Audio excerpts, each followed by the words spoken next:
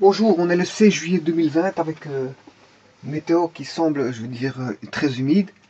En ce jour de jeudi 16 juillet, euh, ça veut dire que les citernes, pour ceux qui en ont ou ceux qui possèdent des réservoirs d'eau, ben, c'est le moment qu'ils puissent un petit peu se remplir parce que c'est vrai que la pluie, on ne l'attend pas toujours, mais parfois on en a besoin.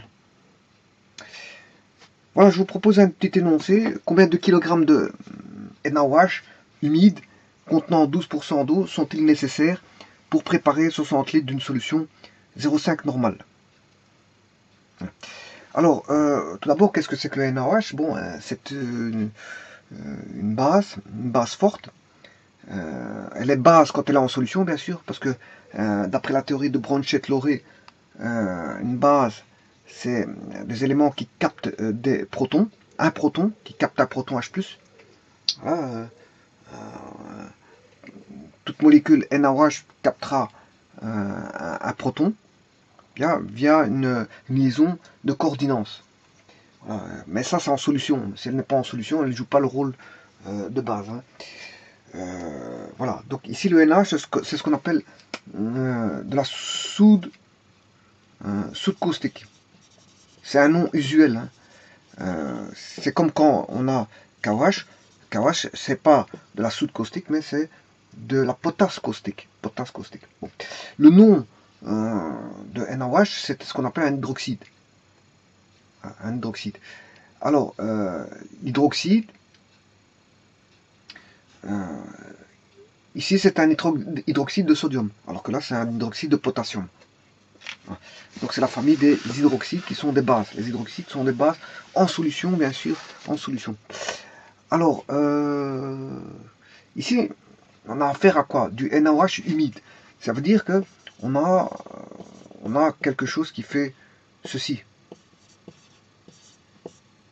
Voilà, point X. On a une quantité d'H2O dans la molécule de NaOH. Alors ça, c'est le NaOH humide, mais contrairement, par opposition au NaOH pur, qui est ceci. Pas confondre le NaOH humide du NaOH pur. Le NaOH humide, ça veut dire qu'il contient un petit peu d'eau. Et ici, il donne le pourcentage d'eau, parce qu'il y a 12% d'eau. 12% d'eau. Donc s'il y a 12% d'eau, ben, il y a 80% de pur. Hein. Voilà. Enfin, je m'excuse. Ça constitue 100%. Voilà, NaOH H2O constitue 100%. On a 88% de NaOH, donc ce qui veut dire qu'on a 12% d'eau. Voilà. Donc on a affaire à une molécule NaOH H2OX qui contiennent... bien sûr, il est en solution parce qu'on demande de préparer une solution. Il faudra la mettre en solution avec de l'H2O, bien sûr. Hein.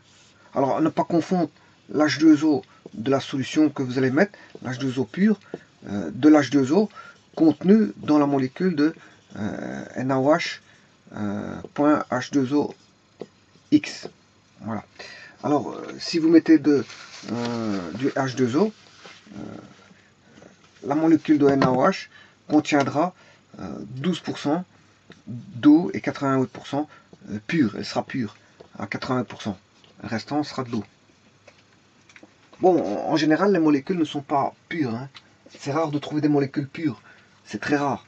Bon, pour avoir une molécule pure, il faut la purifier. Encore, quand on la purifie, on n'atteint même pas les stades des 99%. Parfois, on atteint un stade des 99%, mais jamais 100%. Donc un produit pur, bon, 100%, c'est quasiment... On ne sait pas trouver. Hein. On ne sait pas trouver 100%. Il y a toujours des mélanges. On a affaire à des mélanges. On a parfois des petites proportions de mélange, mais si on veut purifier, il restera en mélange très peu de quantité, je veux dire, d'impuretés. Mais le but de purifier, c'est d'enlever justement les impuretés au maximum. Mais on aura toujours des quantités d'impuretés. Voilà, ceci étant dit, donc il faut préparer une solution de 0,5 normale. Bon. Alors, si on devait parler de la normalité, ben, il faut parler en fonction de une fois normale. Qu'est-ce que c'est qu'une fois normale?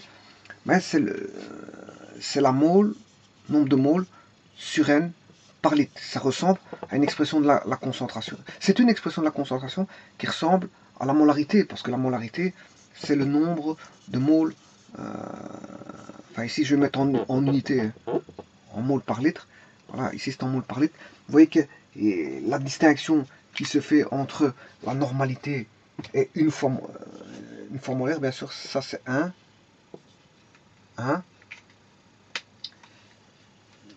Voilà. La distinction entre les deux, c'est que là, on a un N ici.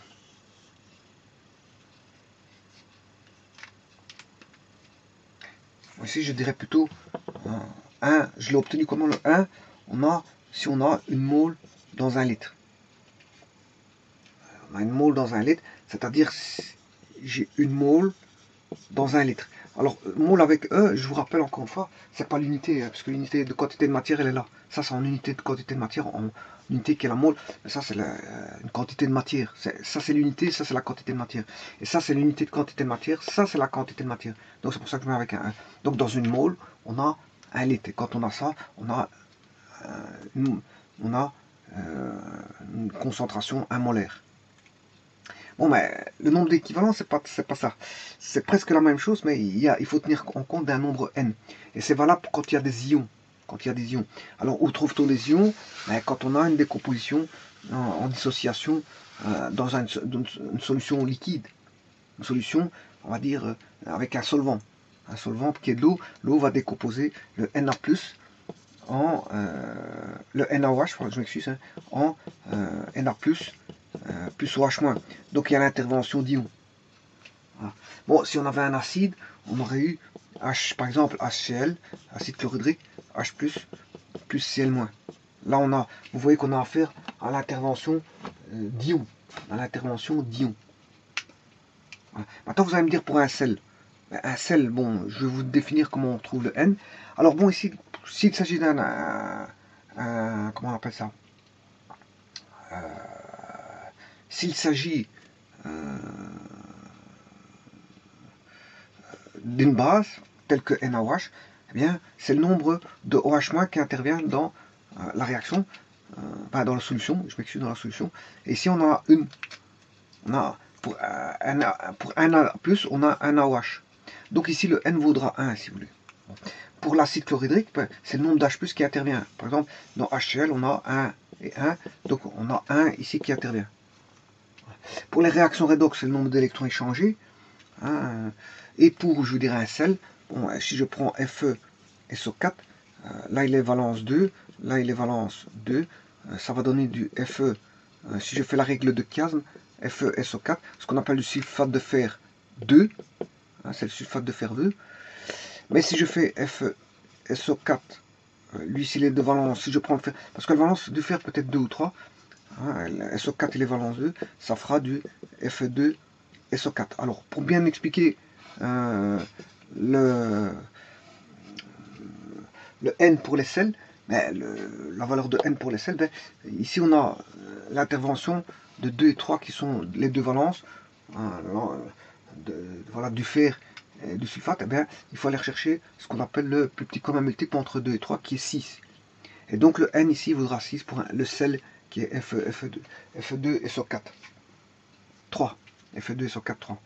Qu'on appelle du sulfate de fer de valence 3.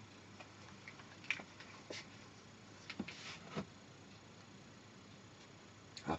Donc N est égal à 6. Hein. Je ne sais pas si on le voit. En faisant ceci, vous voyez que j'ai mis N égale 6. Bon, ça veut dire que, quelque part, si N vaut 1, la normalité est égale à des moles par litre, c'est-à-dire à la molarité. Attention, si N égale 1, parce que si N est plus grand que 1, et N est soit vaut 1 ou est plus grand que 1, hein, mais il ne sera pas en dessous de 1, c'est un nombre entier, hein, qui est plus grand, qui vaut soit 1 ou plus grand que 1. S'il est strictement plus grand que 1, on a la normalité est plus grand que la molarité. La normalité sera plus grand que la molarité. Si n est plus grand que 1. Mais si n est égal à 1, est égal à m, non, je m'excuse, la normalité sera égale à la molarité si n égale 1. Mais justement, si on est dans un cas de figure où la normalité sera égale à la molarité, pourquoi? Parce qu'en fait, ben, on a combien d'interventions d'ions OH-. Donc la normalité, on parle de normalité quand il y a des ions dans les parages. Il y a des ions. Et là, on est bien en solution, donc il y aura des ions. Donc, qu'est-ce qui va se passer ici? Ben, on aura un OH-. Donc, comme n égale 1, ben, la normalité est égale à la molarité. Bon. On sait bien que...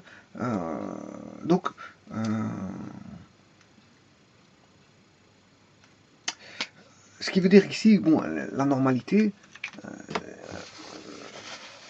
on aura combien? La normalité, c'est le nombre d'équivalents grammes. Hein.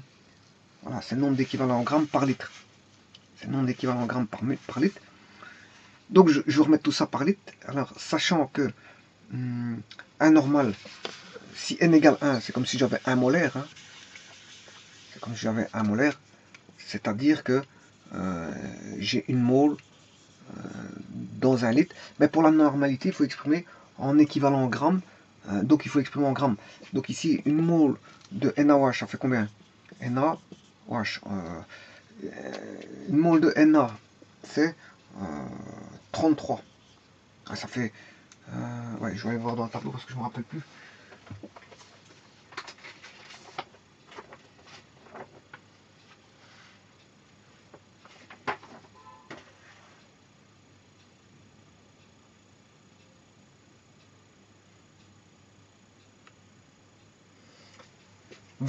J'ai 22, 98, tout petit. 28.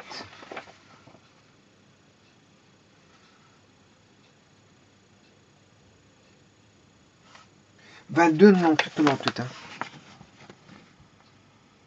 On voit rien, mais je vous montre. Le Na, il est ici. Voilà, c'est en période numéro 3, c'est le premier élément de la famille 1A en troisième période. Ouais, c'est la troisième période. Ça, c'est la quatrième période, potassium. Troisième période A. Et on est en la famille, si vous voulez, 1A. 1A, troisième période. Bon, on a 23, 98, 98. Ce qui fait, bon, 22, 98, 98. 22, 98, 98. Ce qui fait, pour moi, 23. Donc, je vais chercher la masse molaire du NaOH. Ben, c'est la masse molaire d'une mole. Je vous rappelle qu'une masse molaire, c'est la quantité de matière de 6,02 fois 10 exposant 23 particules, donc molécules, pour faire une mole. Une mole, c'est 6,02 fois 10 exposant 23 molécules de NaOH. Bon, parmi elles, il y a 6,02 fois 10 exposant 23 atomes de Na, et l'atome de Na, je peux l'exprimer en grammes quand il s'agit d'une mole. Donc, je viens de dire qu'il y a 23 grammes, en gros. L'oxygène, c'est 16 grammes pour une mole d'oxygène, et pour une mole d'hydrogène, c'est 1 gramme. Ce qui fait que 16 plus 1, ça fait 17, plus 23, ce qui fait 40 grammes par mole. Voilà, 40 grammes pour une mole, bien sûr. Hein. Attention, 40 grammes, ça c'est l'unité, mais je peux écrire aussi ceci, 40 grammes pour une mole. Ça veut dire pour une mole. Et ça, c'est l'unité. L'unité de la mole. Ouais, parce qu'il existe une unité qui est la mole sans E, qui est l'unité de la mole. 40, voilà, 40 grammes par mole. Voilà. Ce qui veut dire que la normalité ici est égale à la molarité. On a 40 grammes dans un litre. Hein, je dois le mettre en équivalent grammes. Donc c'est-à-dire 40 grammes dans un litre. Voilà. Voilà à quoi correspond la normalité. Une mole par litre. Puisque n égale 1, on a la normalité égale molarité, mais exprimée en grammes. En grammes. Voilà. Quand je dis en grammes, c'est l'équivalent gramme. Parce que la normalité, c'est en équivalent gramme par litre. Donc ici, c'est en grammes par litre. Pour la normalité. Voilà. Mais la mole est exprimée en grammes ici. Alors, ce qu'il y a, c'est que ça, c'est la référence anormale. Pour le NaOH, bien sûr. Parce qu'il contient n égale 1. Avec une mole qui fait 40 grammes.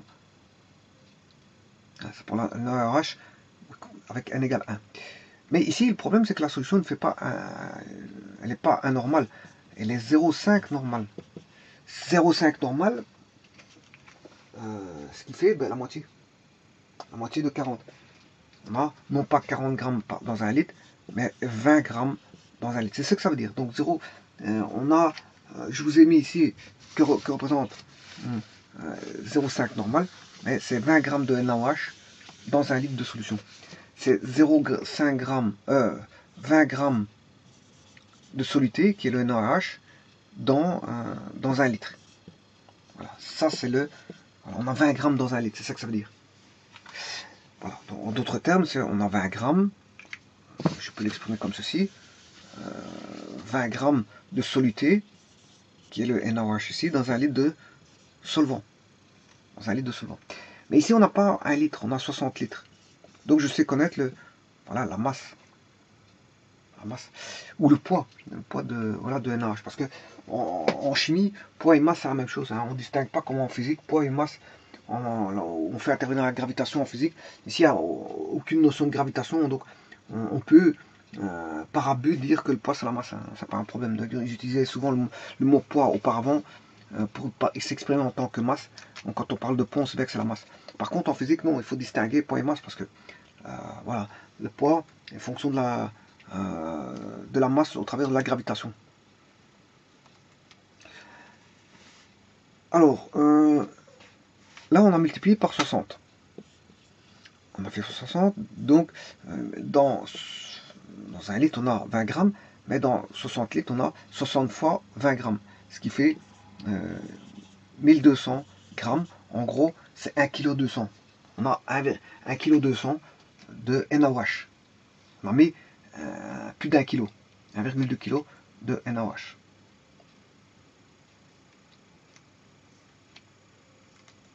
Ah.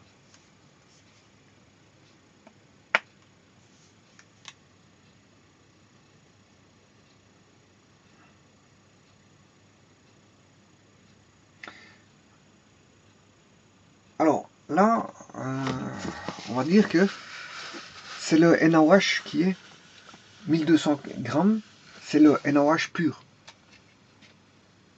Ah, c'est 1200 grammes de NaOH pur.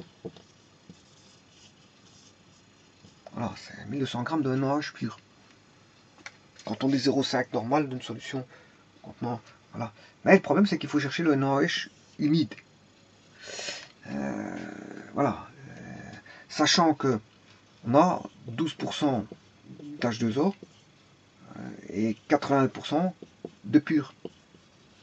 Voilà. Et ceci constitue bien sûr les 100%, et les 100% c'est le NaOH humide.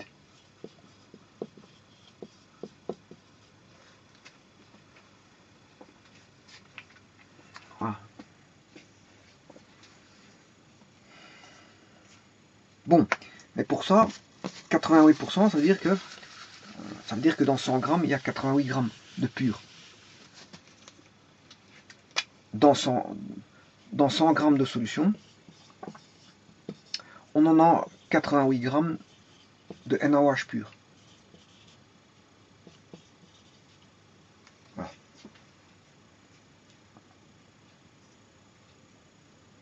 Et ça, bien sûr, c'est 100 grammes dans 100 grammes de NaOH .H2O X humide. Bon, mais ici, il faut chercher le NaOH pur.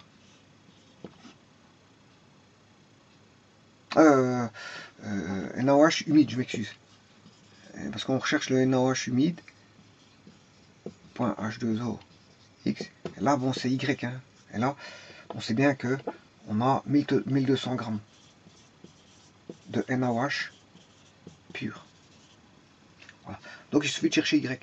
En cherchant Y, on aura voilà, la quantité, sachant qu'on a 1200 grammes de NaOH pur. Donc je fais Y divisé par 100 est égal à 1200 divisé par 88. Voilà. Y divisé par 100 est égal à 1200 divisé par 88. Y divisé par 100, Y divisé par 100 est égal à 1200 divisé par 88. Et donc le 100, je le fais passer dans l'autre membre, je fais fois 100.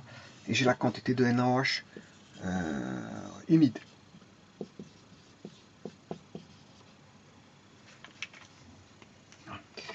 Bien sûr, le 100 a disparu parce qu'il est passé dans le membre de droite. Alors, calculons ceci. 1200 fois 100.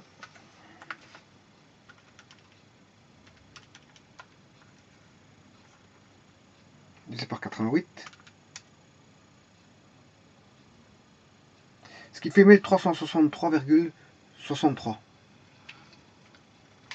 1363,63.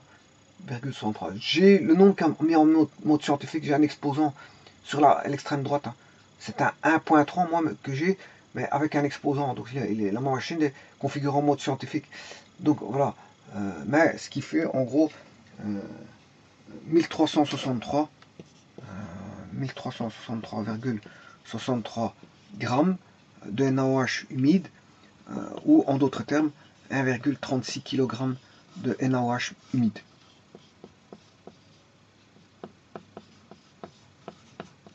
Et voilà, c'est ce qu'on demandait, combien de kilos de NaOH humide contenant 12% d'eau sont-ils nécessaires pour préparer solution de 0,5 normale.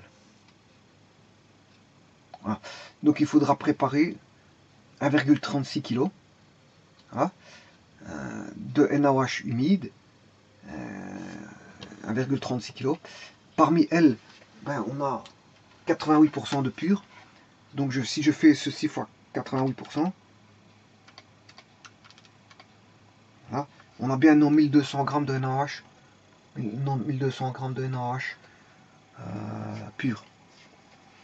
Donc ce qu'on rentre ici, c'est combien de kilogrammes de NaOH humide contenant 12% d'eau sont-ils nécessaires pour préparer 60 litres d'une solution 0,5 normale. Mais on rend du NaOH humide ici. Hein. C'est le NaOH humide qu'on rentre dès le départ. Et voilà. Et donc on sait voir comme on connaît le pourcentage d'eau du NaOH humide, on peut trouver le pur.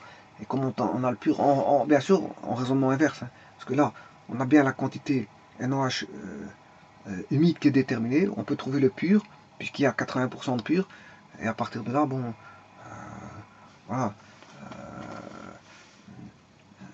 c'est la quantité qu'il fallait préparer. Voilà, quantité qu'il fallait préparer par rapport au NaOH pur. Donc 60 litres d'une solution de 0,5 normale. Voilà.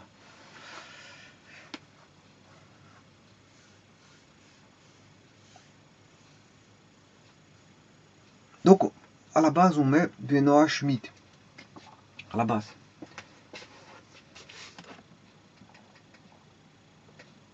Je vous remercie.